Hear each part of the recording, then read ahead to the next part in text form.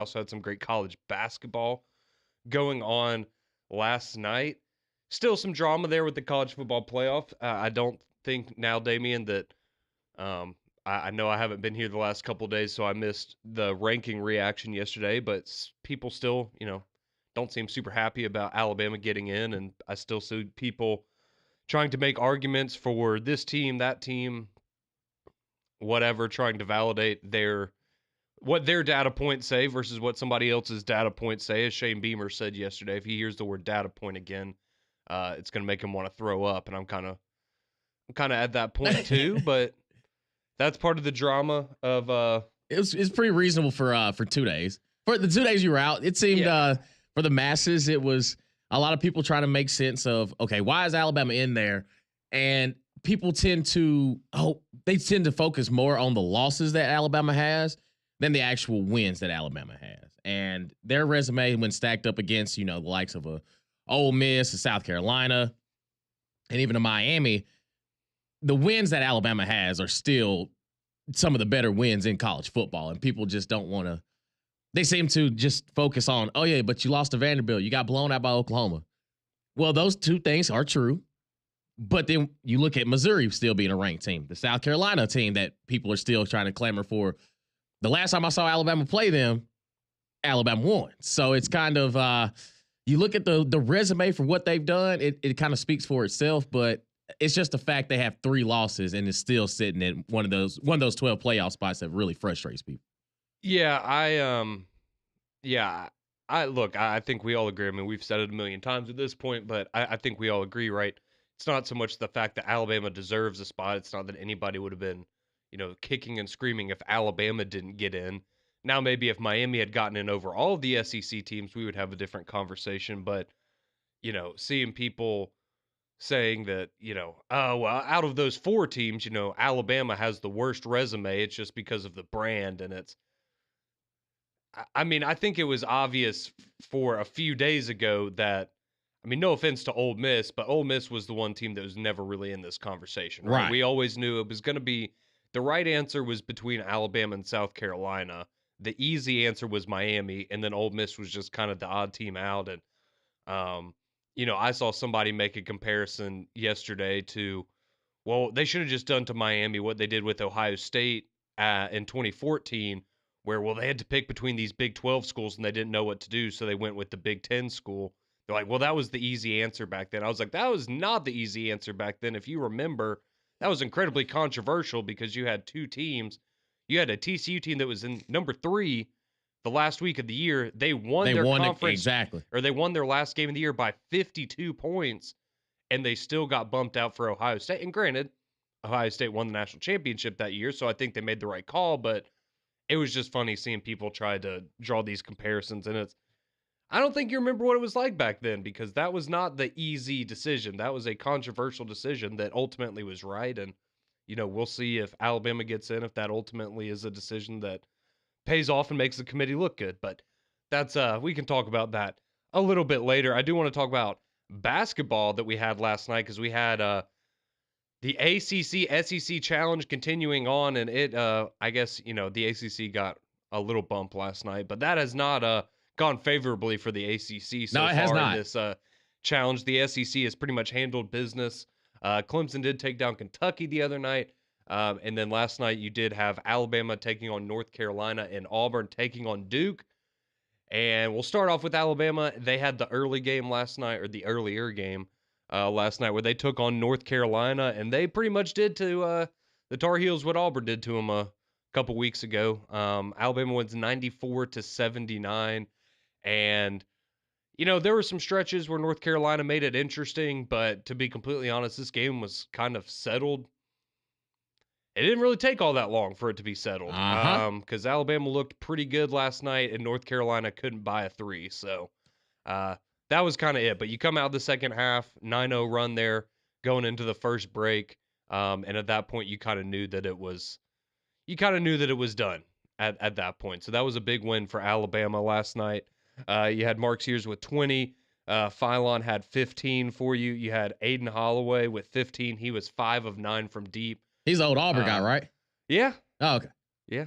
Some people that are familiar with him, so good to see him have a good night shooting because he started off, I think, 2 for 6 from deep, and then he made his last 3 in a row Hmm. to end the night. So it was a good showing for Alabama. I was impressed by what I saw last night. That was definitely one of their better performances so far. Yeah, and I think for Alabama, you kind of starting to see some of the rotations of who you have on the floor for you, and with the with Reitzel injury, it kind of makes everybody have to adjust a little bit because you know what he was going to be able to do for you as far as some of the scoring that he would bring to you in certain nights. But I think one of the best things about Alabama is they're it's almost like the Houston Rockets used to be when they had James Harden. They are getting to the cup, whether they are dishing it off to their big man, they're trying to get to the hole, or I'm not gonna say they're settling for the three, but the ball continues to move around. It doesn't feel like somebody's just knocking down the play clock, going the shot clock as they're moving up the court. They're still setting up plays. They're still finding a way to get backdoor screens, backdoor cuts, and then everybody's attacking the rim, and then ball just magically starts to pace itself around. You have the extra pass, and all of a sudden somebody's open for three. I think Alabama in transition is probably one of the best basketball teams in college basketball for sure. When they get to running, you better hope you have the numbers. You better hope you can try to find a way to slow them down because they are attacking to the cup. And I think for Mark Sears to have a game like this, in a situation like this, you're going into a hostile environment and handling your business. He looked great. He looked like the player of the year that we expect to see Mark Sears to be. Yeah, so good showing for Alabama last night, getting the win over North Carolina. So they have Creighton coming up, and if you paid attention, Creighton knocked off the number 1 team in the country, Kansas, last night. So that's going to be another exciting matchup there for Alabama coming up here on the schedule. You also, quick note, you did get to see Houston Millett last night for the first time. He was, they were going to redshirt him. That was the plan coming into the year, but now with the injury to Reitzel and Youngblood, the transfer still not being ready to go, you got to see one of the other transfers, Millett. He was 6 points last night, 2 of 2 from 3-point range. So just kind of getting him acclimated. It'll be interesting to see if they continue down that path and keep giving him some playing time with the loss of Reitzel, or if this was just a game or two kind of thing. But we did also have Auburn in action last night, and this game, now this was a game. Yes. This was an excellent basketball game if you were able to stay up and watch it last night. Unfortunately, Auburn did fall to Duke 84-78 there at Cameron Indoor. And just first off, the environment from, obviously we weren't there, but from watching it on TV and, seeing some people on social media that had made the trip out there, and it was awesome. And to hear them say, it's the biggest crowd they'd ever seen at Cameron Indoor for a non-ACC game. So essentially outside of, those Duke North Carolina games or, a Duke Syracuse game or something like that. I mean, this was about as good of an environment as you could get there at Cameron. And so that was really cool to see. And just, I guess we're still just getting used to, well, life is I don't know, I guess a big time basketball conference. I know maybe it's still too soon to say that, but the SEC is clearly, they are now up there with the Big 12 and the ACC when it comes to the conferences playing the best basketball in the entire country. And so to be in that kind of environment was really cool to see. And this was a knockout, drag out kind of game. Yeah. And you had Auburn getting off to that big run early, and you're starting to think, man, all right, Auburn's just going to keep on dominating opponents, but then Duke comes back. You have Isaiah Evans, their freshman, made 6 3-pointers in the first half. Dude absolutely could not miss. And then you had Auburn come out, and Janai Broome really kind of took over in the second half. And, I mean, it was a back-and-forth game for pretty much the entire second half, it felt like, at least the last, 12 or 15 minutes. And, Auburn kept battling, and unfortunately at the end, you just weren't able to get a bucket when you had been able to get them earlier on. And Duke was able to hold up defensively, but, again, in college basketball, that's not a loss. That's not going to hurt you at all, going to Duke this early in the season, playing a competitive game, especially with the wins that you've already stacked up if you're Auburn. So if you're an Auburn fan, do not sweat the loss at all. This is part of college basketball, but it was just an incredible game. Yeah, and I think for everybody that's still frustrated at Chad Baker-Mazar for what happened against Yale, the start that he has to the season now, he's a valuable piece of what Auburn can do. I felt like every single time that Auburn just needed a bucket, he would find a way to go get it, whether it was attacking the paint or he actually had a couple threes that were in clutch situations. And I think for Auburn, they were still getting good looks. No, Duke's defense is still good. Like they were pretty good too. They were making Auburn, pass the ball around, but when they set up things, they were trying to get Janai Broome started early, but he really did his damage late. But I think when you look at Tahad Pettiford, a guy that just got there, and he seems like okay, he is going to be nice. He is a valuable piece for what you have or bringing off the bench, and the confidence that he has in his shot. Auburn has some good looks. Some they just weren't falling in certain situations. They would be halfway down, then bounce out.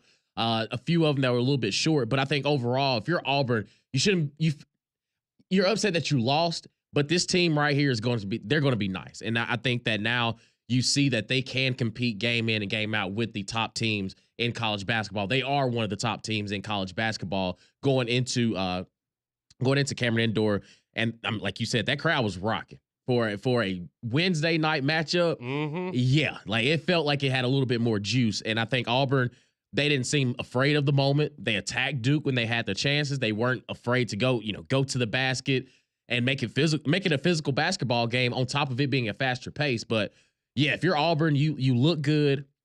And I think that I'm still trying to figure out on Janai Broome. He's not afraid to shoot the three, but I think that the fact that he only took 3 of them, you got to still find a way to stretch him out a little bit, because once he starts seeing that deep shot, that deep ball throw go down, it makes it easier for him to get down there on the block. And I think for Auburn, the engine that goes is what he does for you. And he has 20 and 12. It seems like every game this year he's had a double-double. So I think him coming back for another year, you're starting to see that, okay, they know who their offensive guy is, but it's up to everybody else to continue to make their shots when they're given those opportunities. And they had some last night, and some of them didn't fall, but you can tell that they're starting to gel, and they're doing it against high competition, and they still have a couple more games along the way that they're still going to find a way to ball. But again, Auburn loses their first game of the season, but it's I wouldn't be too upset if I'm an Auburn fan. No, not at all. This is just again, kind of how we had to retrain our brains in college football this year, where you're getting used to teams being able to lose multiple times and still be right there in competition for a national championship. I feel like it's hard sometimes for us to mentally switch over from football to basketball. As when you lose a game in basketball, oh man, is the season spiraling downhill? And it's no, man, this is just it's part of it. It's the way that things go. And you got 2 really really good teams here in the state of Alabama, with both Auburn and Alabama there being in the top 10, and showing early in the season what they're capable of doing. I think that's the other thing that's nice is, to have all this hype and not get to the season and go, they just need to gel, let's see where this team is, come SEC play, then come tournament time, are they starting to round into shape? And you got 2 teams that have come out the gate pretty hot here in college basketball season. So a lot to look forward to here as we start moving away from college football season, or at least getting into the postseason part of college football and going full force into basketball here. So good showings from both Alabama and Auburn last night. Alabama knocking off North Carolina, and Auburn coming up just short against Duke there. Both of those teams going into ACC country last night. But we also had a lot of news on the recruiting front, the transfer portal, a lot of stuff to get to in the world of college football, and we will do exactly that when we return. Keep it locked here on Morning JOX and JOX 94.5.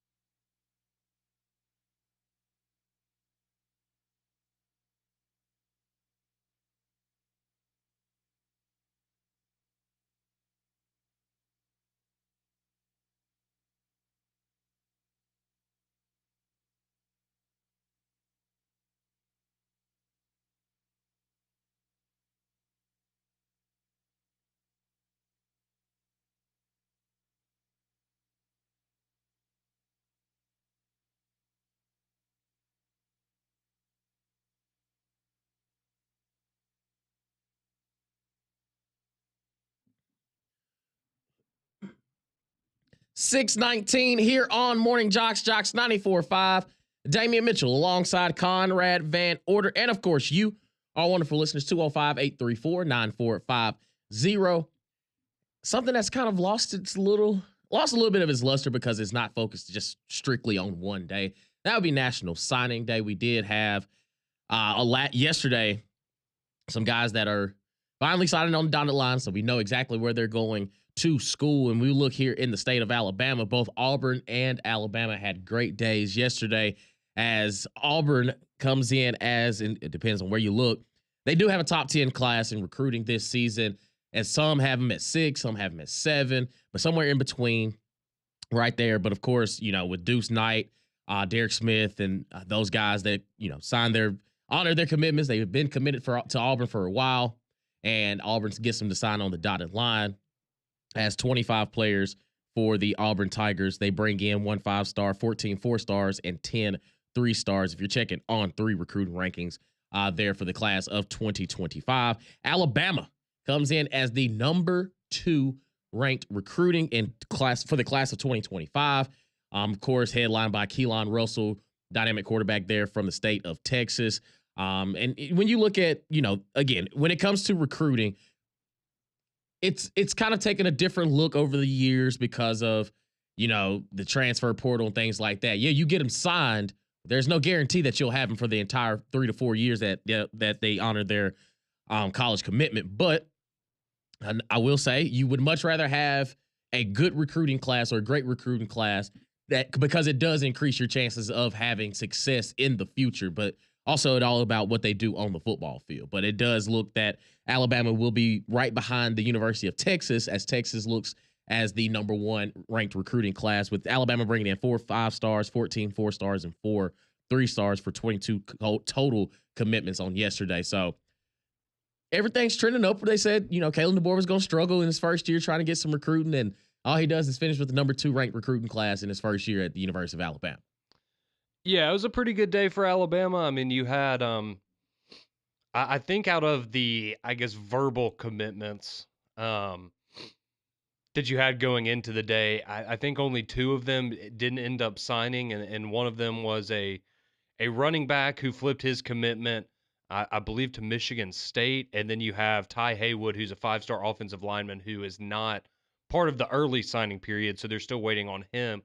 But the belief with him is that he is potentially going to flip to Michigan and be part of that big NIL deal that they're going to throw out there for Bryce Underwood. And a big part of that is that they're going to get Ty Haywood, a 5-star offensive lineman, to go with him. So that's definitely one to keep an eye on. But I would say those are pretty good numbers in today's day and age when you get, 22 out of 24 guys or something along those lines to commit and to actually sign with you. And like you said, Keelan Russell is going to be the big one. And, you got to see yesterday, you got to see Ryan Williams there get on the Instagram Live with him when he's making his announcement. So that makes you feel good if you were one of the people that was maybe concerned about Ryan Williams going somewhere else. It doesn't mean that, you never say never, but I'd say that's a good sign for the future of him there in Tuscaloosa. And, Michael Carroll was a 5-star offensive lineman. That was another guy that people thought maybe he would end up ultimately flipping, and that's a big get there for Alabama. And you had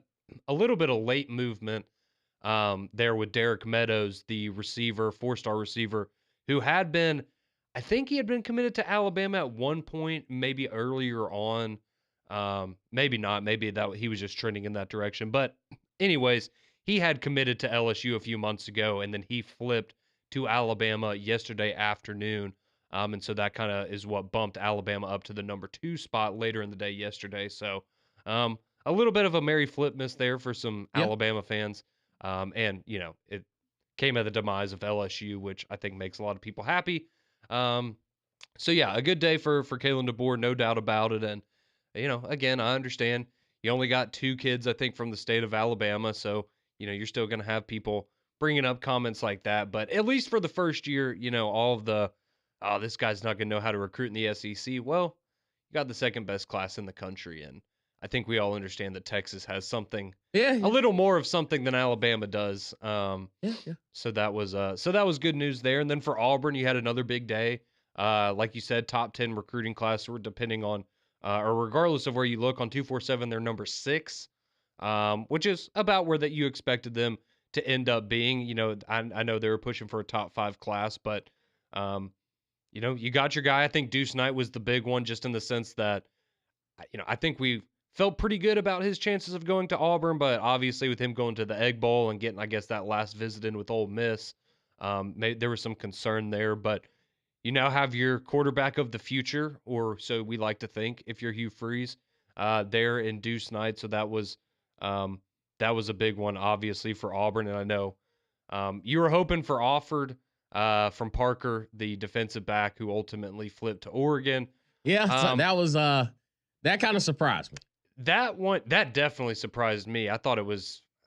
I mean, I don't know. I don't follow high school recruiting as much as some people who that's their entire focus, but it definitely seemed like it was an Ohio State or Auburn kind of Yep. situation, and I had never really. I knew Oregon was in the mix, but I had just personally never really heard much of a trend in that direction. So that was definitely a big surprise, and I look, I understand you want to put on a show and you're up there for a long time and, all this stuff, but it is when you see people, put the hat on and then throw it off and do another hat. And it's like, okay, man, like you kind of been leading these people on for a long time and now you're going to play them like that. It's just like, I get it. You want to have your moment, but it is what it is. But I know that one was hard for Auburn fans, but hey, a number 6 recruiting class, you will take that. And if you're able to keep the majority of the kids you brought in this last recruiting class, you got a pretty good foundation. And as we saw this year, I mean, hey, if you got some juice as a freshman, you're going to get some playing time. Oh So yeah. I think you're going to get to see a number of these kids next year, hopefully making an impact for Auburn on the field. Yeah, and it's kind of crazy how we've seen just with the recruiting calendar and the college football calendar, the way that's how it's changed. That signing day was yesterday, and I remember, back when we were coming up, the first Wednesday in February, everybody was dialed into the, Sports Center, the television. You're watching ESPNU to see where your team ranks as far as just getting, who's committing, like who's truly coming to your school. And now with the early signing period, it kind of it's lost its luster. Like it really has. And I think, the transfer portal names now have become more relevant than they have been as far as the recruiting side of things, because I think it's because we've seen these people play at certain Mm-hmm. areas and certain places. So when they hit the transfer portal, it's like, what? And I think one of the bigger surprises that we got yesterday in the transfer portal, Oklahoma quarterback Jackson Arnold set to hit the transfer portal. A guy that had been committed to Oklahoma for a long time, right out of high school. You saw him get, some playing time a little bit in his first year. Was the starter to begin this season. We had higher hopes for him, and it just did not work out. But I'm interested to see where he goes. I'm interested to see where he lands, because I think the talent is there. I just think, with Oklahoma, it's almost like Oklahoma broke him. It's, man, I thought I was pretty good. I was going out there balling. And then maybe when the season started, it's like, man, receivers are getting hurt. Everybody that I went through spring with either had, banged up due to injury. I was working with what I had. And then Michael Hawkins Jr. kind of comes in, and it's like, well, since you're struggling, I guess I'll come in here and play a little quarterback. But I think for Jackson Arnold, maybe a change of scenery is best for him. But it's almost very boom or bust with him at this point, because now you see mentally it may seem a little bit of a struggle, because I mean, you got pulled against you were the top guy out of your class out of high school. You go to Oklahoma, where it seems as though it doesn't matter. You just plug and play a quarterback, it should work. But he's kind of the exception to the rule now, because I do think talent wise he's there. But do you still? I mean, Missouri is kind of one of those teams that have you kind of looked at him, and do you necessarily think he's better than Brady Cook? I think he's more talented, but maybe just a change, and you're going up there with Eli, kind of find a way to make it work. Or maybe he goes to Auburn because he knows how to beat Alabama. That's fair. I mean, they got Zach Calzada a couple years ago, right? They did.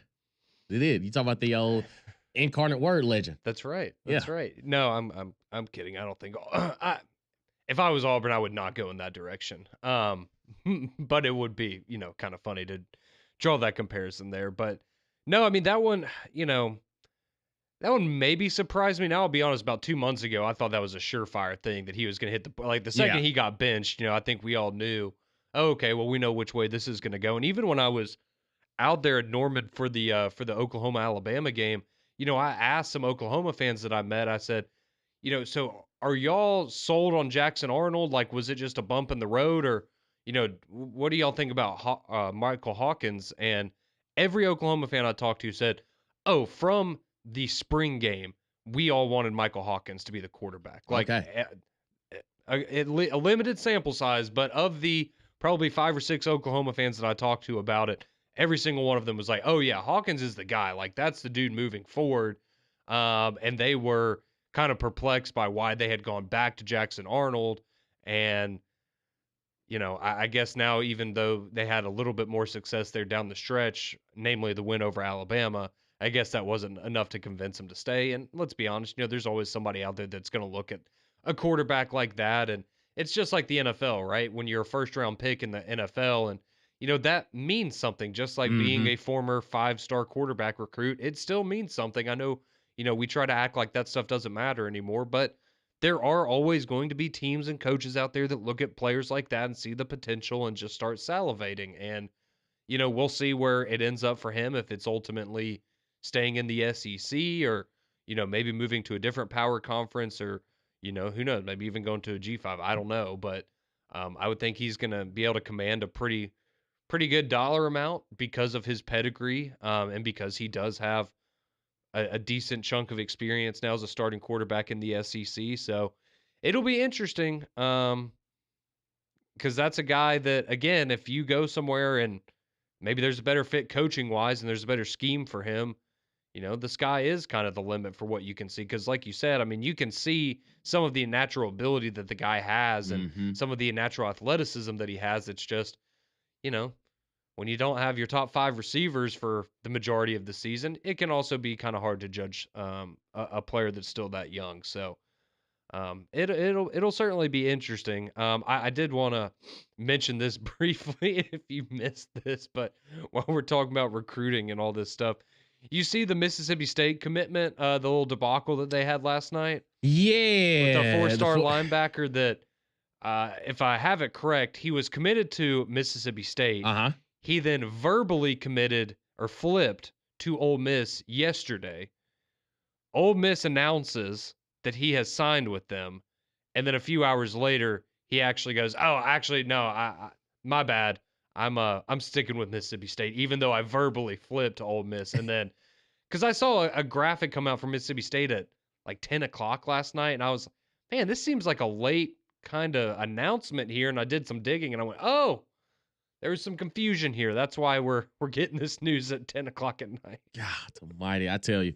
But also, I mean, when you look at just the SEC as far as recruiting, with Texas at number 1, Alabama 2, Georgia 4, Auburn 7, LSU. Yeah, Brian Kelly, he's still getting it done. They're at 8, Texas A&M at 9, and Tennessee at 10. And even, I mean, in some places they even have Florida in the top 10. Which in one side that I'm looking at, they have them at 11.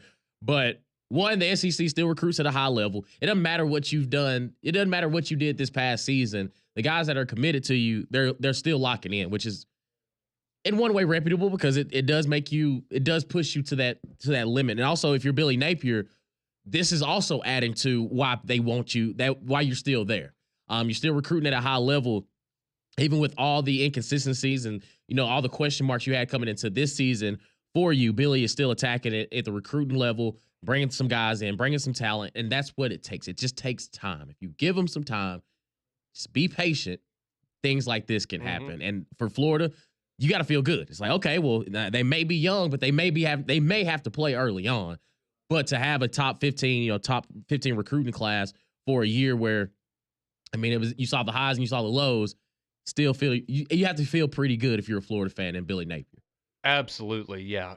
This is much different than almost the opposite of last year, where you had a what looked like a great recruiting class going into the last few days or few weeks, before signing day, and then it just all kind of crumbled and collapsed at the last minute, and you lost a lot of guys. But fortunately, a guy by the name of DJ Lagway stuck with you, and that has people very optimistic about the future. But yeah, that's a good sign for Billy Napier. Good to see him keeping the momentum going there at Florida. I also, quick shout out, just saying, number 17 overall recruiting class in the country, Georgia Tech.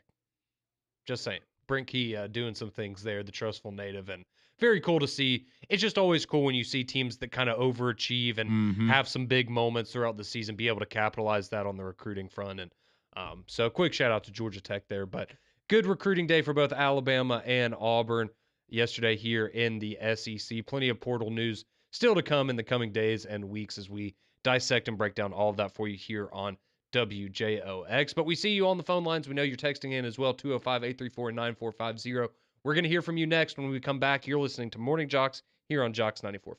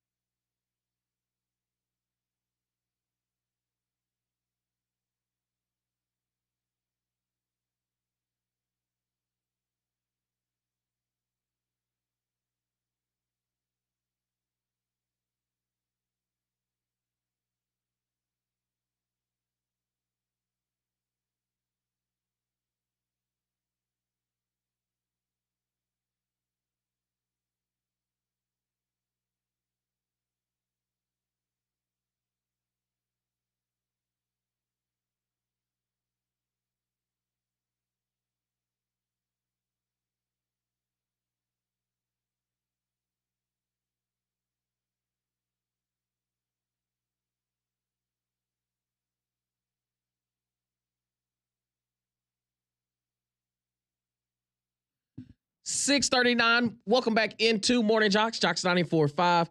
Damian Mitchell alongside Conrad Van Order. And of course, you are wonderful listeners. 205-834-9450. Your text messages, your calls are always welcome. Alan texting says, man, within 7 days, Bama beats Auburn in the Iron Bowl, beat North Carolina. Auburn loses to Duke in basketball, and Husky Harsin signs another recruiting class better than Auburn. Great to be part of the Crimson Tide. RTR, gentlemen. Roll Tide, Alan. Yeah, not a bad week. Not a bad week at all. Somebody asked the question, does recruiting actually matter does recruiting actually matter the time we do recruiting now, since we have NIL and the portal? It's like it's no big deal. Yeah, it has lost its luster, man. It has, but I don't know if you're an Alabama or an Auburn fan, but I'm going to guess either way, you probably are a big fan of Ryan Williams or Cam Coleman. Yeah. Recruiting does help, and Yeah. yes, it is not as important as it used to be, but it is still important. Yeah, fanboy texting says, love the size of the wide receivers Bama got. Hopefully Coach DeBoer can utilize them in the coming years. Yeah, I think most of the receivers and tight ends that they got yesterday are 6'4" and up. Man, must be nice. That's pretty big. Well, you can relate. Absolutely, yeah. I played a lot bigger than what I actually was. That's what made me a good receiver. That's right. Absolutely. Yes, I learned how to use your body. What God gave you. Some of us are vertically challenged. Some of us are vertically blessed. But you never know. 205-834-9450. Let's go to the phone lines. Let's talk some ball. What's happening this morning to our buddy Zach in Birmingham wants to talk some ball. What's going on, Zach? Yeah, good morning. I kind of got two questions for y'all. First, it was a good night for Alabama basketball last night. I thought our defense was really great. Like, when they wanted to, they just kind of shut down North Carolina when we really needed them to. And then also last night, I think a big reason was we went 3 bigs and 2 guards a lot. And then started the season, we were a lot more 3 guards, 2 bigs. So what do you think about that? And do you think that's going to keep kind of happening since Wrightsville got hurt, the 3 bigs, 2 guards? And then a question about Alabama football. I've been looking a lot at Notre Dame, and they're a really good run defense. So if we get into that game, and if we do play Notre Dame, and we get into a running game where Milroe just can't run, and they put 8 in the box and he can't throw, do you think we're going to pull Jalen Hurts and kind of put Ty Simpson in, or would we kind of just die with Milroe? I do have a question about this. In your heart of hearts, how good do you think Ty Simpson is? Well, from what you've seen, just in garbage time, or even when he's had to spot play and stuff, how good do you truly think Ty Simpson is? Yeah, I'd say throwing-wise, I think he is more accurate just on the short and intermediate routes, just from what I've seen and what I've heard from practice. But deep ball-wise, I really haven't got to see him do a lot of it. And that's why I say, it's different because, you knew when you watched Tua when he came in for Jalen, yep, he's going to be nice. He's going to be the future. Seems like he's ready now, but we'll see where it goes. I don't have that feeling with Ty Simpson when he comes in after Jalen Milroe. I feel like he's talented, but I wouldn't. If I was Kalen DeBoer, it's like, hey, there's a reason why we have 4 in there, because we know if certain plays break down. Not to say that Ty Simpson isn't athletic or could be a decent runner, but he doesn't have the same juice as Jalen Milroe. That's the only reservation I have about Ty Simpson. Maybe he could be, he could pull the plug and be like, hey, Ty, it's your turn. He goes out there and lights him up, but from what I've seen from Ty Simpson when he has gotten in, I still would rock with Jalen Milroe moving forward. All right. Yeah, but we appreciate you, Zach. It's just... I think first off, in my opinion, if they thought Ty Simpson gave them a better chance to win, or that they needed a mix-up, you would have seen that in the Oklahoma game, and you didn't. Right. You scored 3 points. If there was ever a time that you were going to put somebody else in just for a spark for a game or for a half, it probably would have been that one. And let's be honest, the offense is kind of built around Jalen Milroe and what he could do. And, to his point, Notre Dame is very good. This is one of the better Notre Dame teams in recent memory, in my opinion. And I think we all know the reality of it is, probably don't want to hear this, but if Alabama gets into a game like that where Jalen Milroe just absolutely cannot run the football, you're going to lose the football. Let's be honest. Alabama's probably not winning that football game, because that is... Mm-hmm. That's who they are. And when it works, it's great. And when it doesn't work, as we've talked about, in their 3 losses this year, Jalen Milroe averages 9 rushing yards a game. So it's pretty obvious how 77 yards per game in the wins, 9 yards in the losses. That kind of tells you everything you need to know. Absolutely. Let's go to Don. Wants to talk some ball with us. What's happening this morning, Don? Good morning, guys. How's everybody doing today? Hey, no complaints today, brother. Hey, Conrad. I believe they told me the other day that you and Landon were going to be at Twin Peaks. Y'all still doing that? That we will, Don. Me and Lynch will be at Twin Peaks from 10 to 2 today, so you can come by and Well, say hello. yeah, yeah. Me, FSU, Dave, PG, and several other people are coming to join you guys out there today, my brother. Awesome. We're looking forward to it, man. Okay. Well, yeah. Let's talk a little about the Auburn basketball game last night. That play, I don't know how much y'all watched it, but the flagrant foul they called on Cardwell, that made them have a 5-point trip, that thing. And that was, to me, I'm sorry, I know he hit him in the face, but that was just a basketball play, in my opinion. Did y'all see that call? Yeah, I remember that one. I mean, again, I feel like anytime you get to when you're just in those situations, and look, the reality of it is in those situations, when you hit somebody in the face, whether it's intentional, not intentional, it's a basketball move, they're going to call that. And I understand what you're saying, Yeah. like from the aspect of he's trying to make a basketball move, and unfortunately, that's the outcome, but that's an easy call for them, and I know it's frustrating for the fans, but they're going to call that every time. Yeah, but I mean, that was a great ball game, great atmosphere. And I don't know if y'all know this, a lot of Auburn people went, and I don't know if y'all know, they paid almost $1,100 per ticket for that game. Well, I hope it was a good experience. It looked pretty lively out there.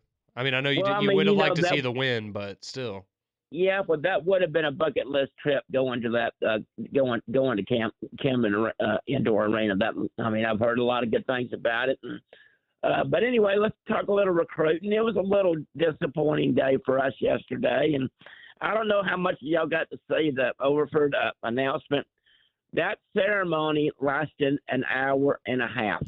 That's what I heard. And Jay Lee and Co. and them, they tried to live stream it and everything, and they were sitting there just laughing about it. I think they had 12 different speakers before they even let the kids announce. But here's what I heard happen, Conrad. I heard that Phil Knight and that Nike money came in at the end, and his dad. Oh, I think we all knew what happened there. Overford's dad was involved in it. But I agree with you. I think it's getting to the point now, Conrad and Damien, where all these kids are doing that hat deal where they throw the hat, they put the hat on, then throw it out like that and everything. And, hey, kids will be kids, but overall, I'm not disappointed in my class, but when y'all were talking about Jackson Arnold, guys, if you'll go to the Auburn on 3 site, there's a little smoke about Auburn already talking to him. I'm gonna put it like this: he got benched at Oklahoma. Why? See, that was my same thing with Miller Moss when his name came out. Exactly. That Auburn might be interested in him. These are nice players, but are you going to be able to sell your fan base on? This is our do or die season. We have to get, as Don said earlier, 8 wins or more, or Hugh Freeze is gone. And hey, your starting quarterback got benched at this other school last year. Enjoy. I'm not saying I want him, guys, and everything, but what you're going to see on my Auburn board, and my Auburn board yesterday was just absolutely stupid. Anytime a quarterback goes in the portal, somebody's going to say he's going to go to Auburn, okay? Trust me on that one, okay? Sounds like recruiting. So, yeah. It does, doesn't it? It sounds like me, doesn't it, Damien? Hey, birds of a feather. They flock together. It's a good song. It is. It is indeed. We'll continue on the phone lines. We return here all morning. JOX, keep it locked on JOX 94.5.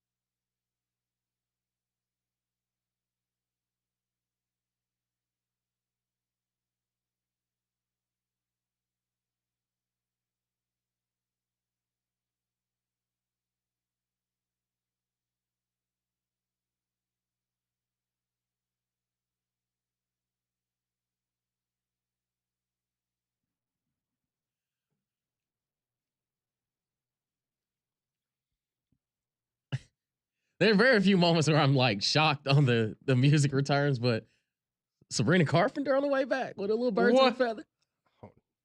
This is not her? No, it is not. Oh, I thought she has birds of a feather. I thought this was it. No, it's Billie Eilish. Her too. Does Sabrina Carpenter not? No, I'm just thinking of Feather. Do you listen to music at all? I'm not Billie Eilish. I mean, I'll give you Pearl Jam, but no, I seriously thought this was Sabrina Carpenter the whole time. Hey, my fault, dog. it's all right. Let's just go. It's all good. Welcome back Go in to the Morning phone JOX. lines. It happened. Hey, you should have heard us yesterday. We had a foreigner discussion on three-man front. The band Foreigner? Yeah. Oh, okay. You familiar? Yeah, Okay. I was. Okay. Good. I'm glad you're getting educated while I'm trying. Well, I'm trying. Like That's good. the baton was The passed. more you know. Exactly. 205-834-9450. Let's go rapid fire with these phone lines. There's a lot of people on hold. Let's go to Scoobs who wants to talk some ball with us. What's going on this morning, Scoobs?